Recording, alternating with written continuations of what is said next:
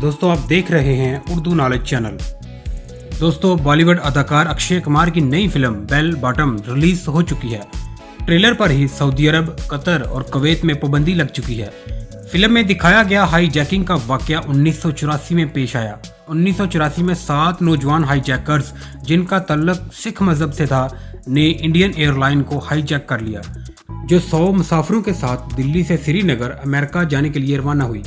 तैयारे को लाहौर, कराची और आखिर में दुबई ले जाया गया, जहां यूएई के वजीर दिफा ने ज़ाती तौर पर इस सूरत हाल को संभाला था और तमाम हाईजैकर्स को गिरफ्तार करके भारत के हवाले किया।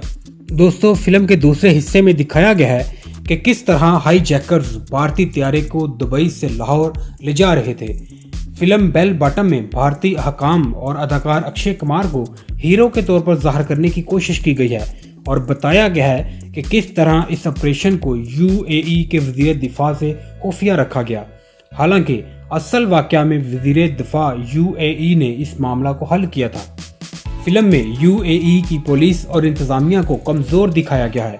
इसी वजह से गैर मुनासिब मवाद होने के सबब सऊदी अरब, कतर और कुवैत ने फिल्म की नुमाइश पर पाबंदी आयद कर दी है।